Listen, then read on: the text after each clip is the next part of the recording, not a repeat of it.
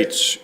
Good afternoon, everybody. It is the 19th regular Common Council, and I'll call the meeting to order. Will the clerk please state the quote of the evening? Thank you, Mr. Mayor. Kindness is like snow. It beautifies everything it covers. All right. Will the clerk please call the roll? Alderperson Ackley. Here. Alderperson Decker. Here. Alderperson Feldy. Here. Alderperson Flicky-Paneski. Here. Alderperson Heidemann. Here. Alderperson Mitchell. Here. Alderperson Perella. Here. Alderperson Ramey. Here. Alderperson Rust. Present. Alderperson Salazar. Here. There are 10 present. All right. If you're able, please stand for the Pledge of Allegiance. I pledge allegiance to the flag of the United States of America and to the republic for which it stands, one nation, under God, indivisible, with liberty and justice for all. All right. Alder Feldy, is there a motion to approve the minutes from our last meeting? Thank you, Mayor. I move to approve the minutes from the 18th regular council meeting held on December 19th, 2022. Second. All right. There's been a motion second. Any discussion on the minutes? Seeing none, all those in favor of approving the minutes, please state aye. Aye. Any objection? Minutes are approved. Next is mayoral appointments. City Attorney. Thank you. To the honorable members of the Common Council, pursuant to Section 2-937 of the Sheboygan Municipal Code relating to the position of Director of Human Resources and Labor Relations, the mayor hereby recommends that Adam Westbrook be appointed as the Director of Human Resources and Labor Relations for the City of Sheboygan, effective January 17th, 2023. All right, and that will lay over. Item number 5, mayoral appointment, City Attorney. Mayor submits the following appointment for your confirmation. David Gladys to be considered for appointment to the Sustainability Task Force. And that will lay over as well. City Clerk, anyone for a public forum? No one this evening. All right, next we have mayoral announcements.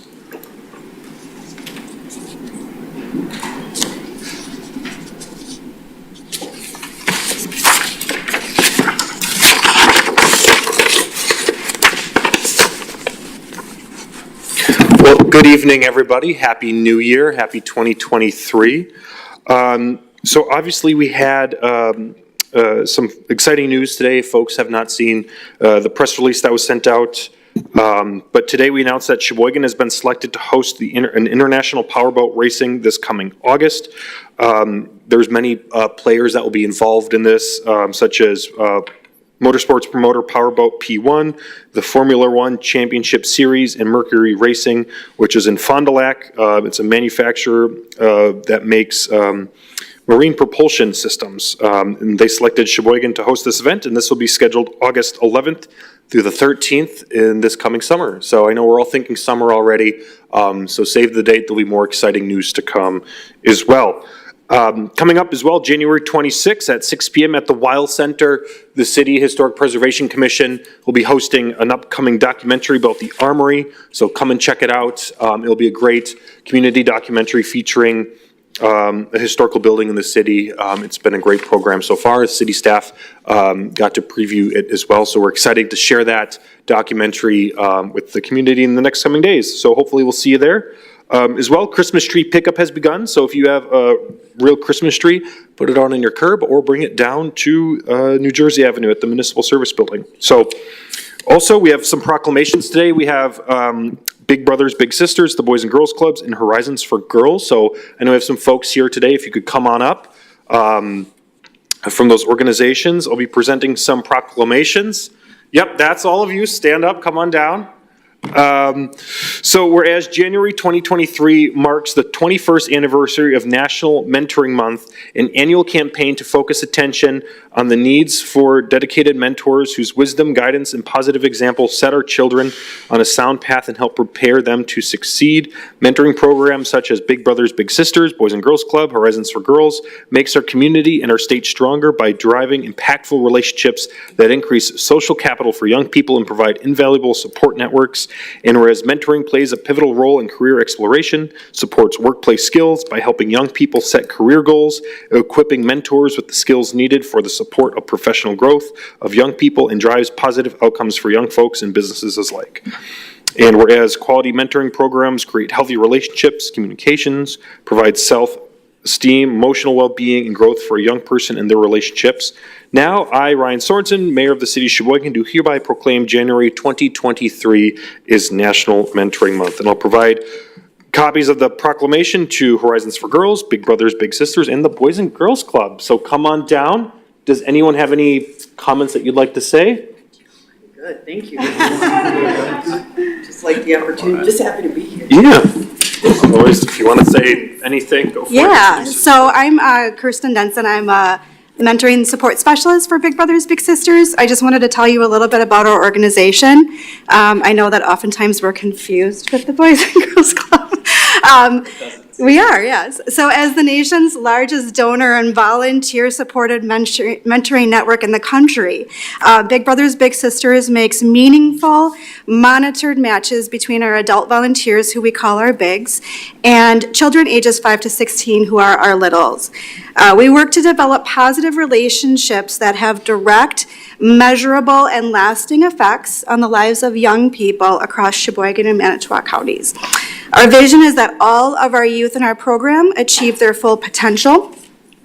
And we do this by partnering with parents, guardians, our volunteers, and other community agencies to help our littles achieve goals such as better relationships, greater confidence, higher aspirations, academic success, and avoidance of risky behaviors.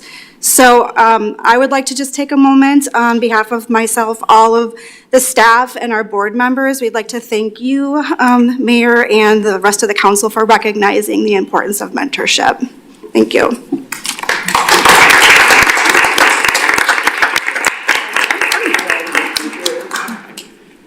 I'll be quick. On behalf of Christina Singh, our CEO, I want to say thank you and I appreciate this.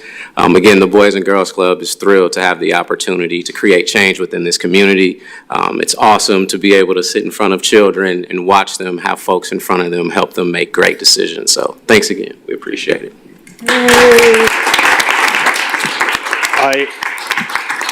I've had some awesome experiences with all these organizations, and Sheboygan is truly blessed to have these nonprofits and groups right here committed to making our community stronger. So thank you, everybody.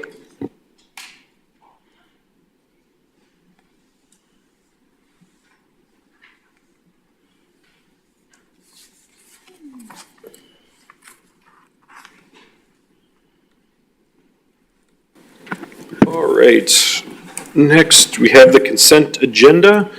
Items, just item 9. All right, Alder Feldy. I move to receive and file all ROs, receive all RCs, and adopt all resolutions and ordinances. Second. There's been a motion and second. Any discussion on any of the items in the consent agenda?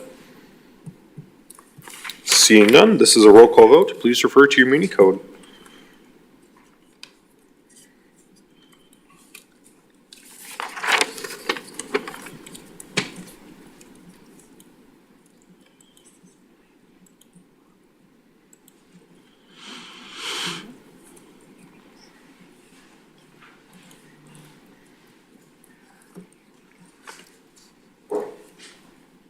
Appreciate that. 10 ayes.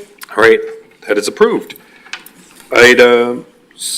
Next is item 10, resolution number 116-2223 by Alderpersons Feldy and Flicky-Pineski, authorizing the appropriate city officials to enter into consent to assignment by and between the city of Sheboygan, Helix Clinics, and Solace Health, Inc., and to amend and restate a services agreement with Solaris U.S. Health regarding the provisions of an employer health clinic. Alder Feldy.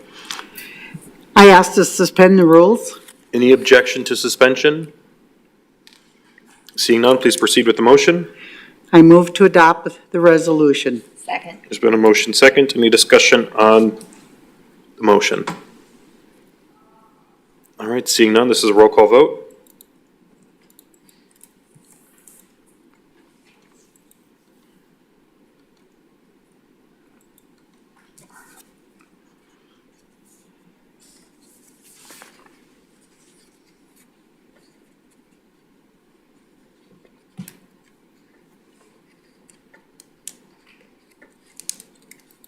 Ten ayes.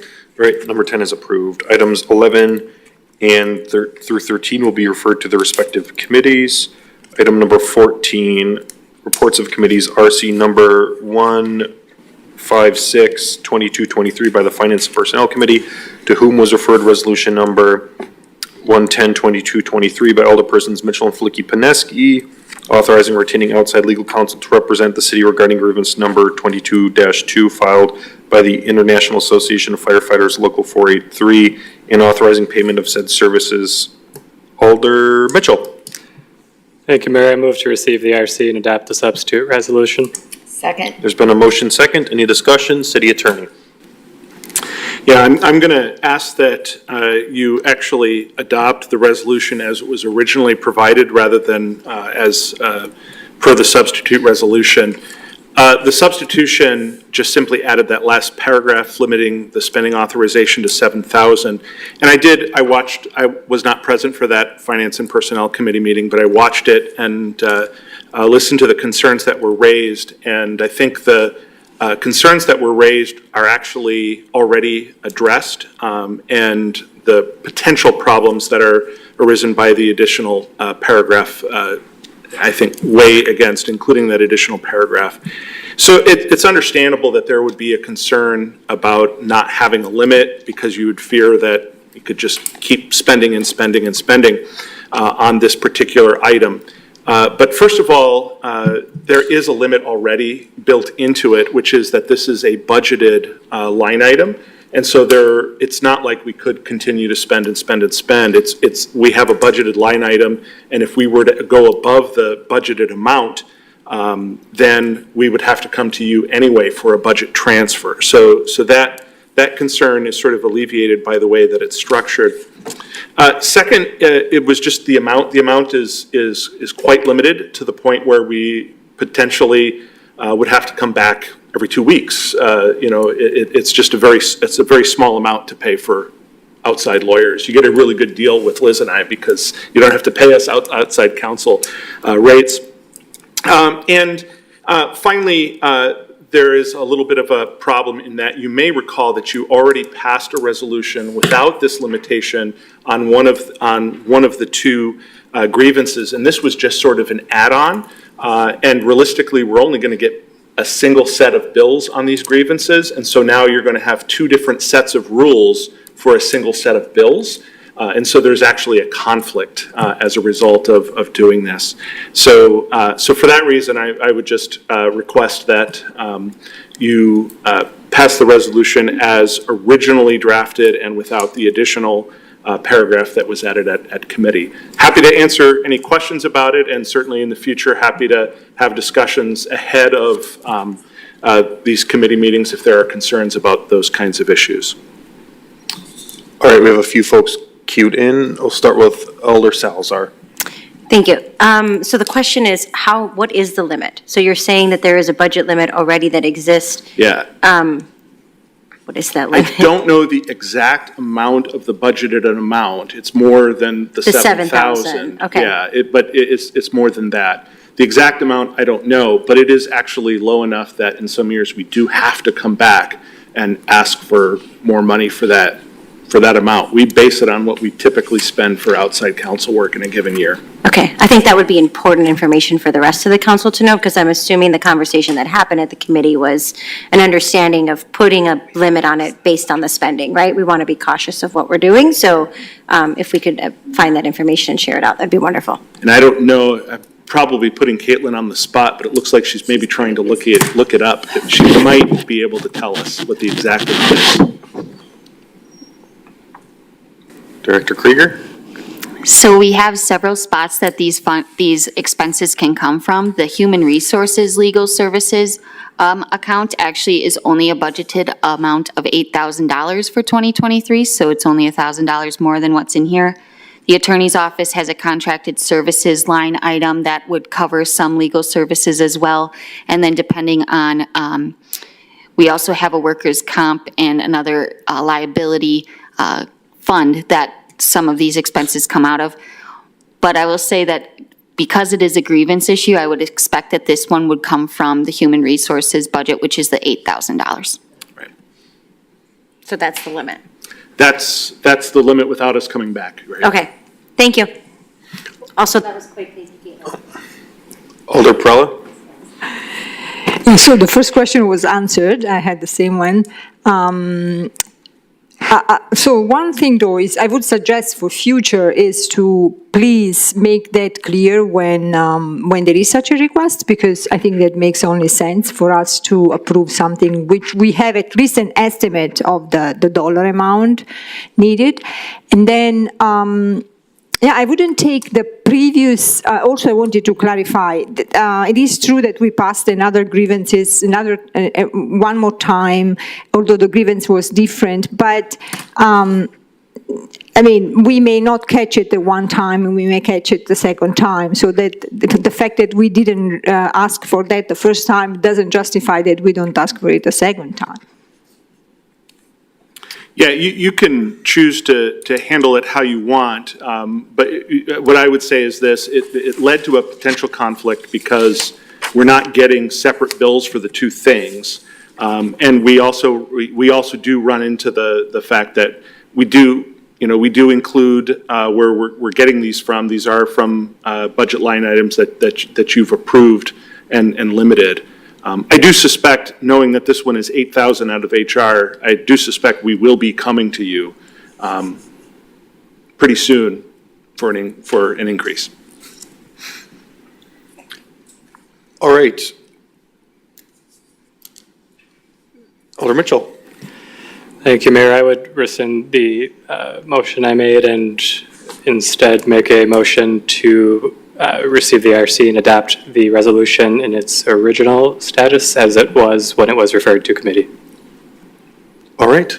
A second. There's been a motion and second to adopt the document as originally presented. And there's been a second. Any further discussion on this item?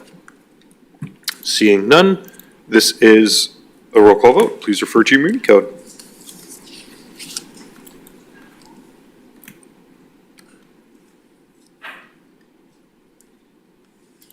Nice. All right, that's approved. All right, next is contemplated closed session. Alder Feldy. I move to convene to closed session pursuant to Wisconsin Statute S 19.851E for deliberating or negotiating the purchase of public properties, to wit, the purpose of property for right-of-way purposes adjacent to the South Point Enterprise Campus where competitive or bargaining reasons require a closed session, and pursuant to Wisconsin Statute S 1985-1F for consideration of personnel problems which, if discussed in public, would be likely to have a substantial adverse effect upon the reputation of the person involved in such problems or investigations. And under exemption provided in Wisconsin Statute 1985-1G for conferring with legal counsel for the city, who is expected to render oral advice concerning strategy to be adopted by the city with respect to the litigation in which it is likely to become involved. Is there a second? Second. There's been a motion and second. And this is a roll call vote as well. So please vote in roll call in Muni code to go into closed session.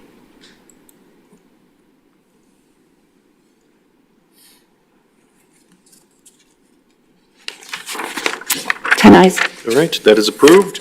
That concludes our open session today, and we'll adjourn in closed session. So we'll recess as we transition. Thank you.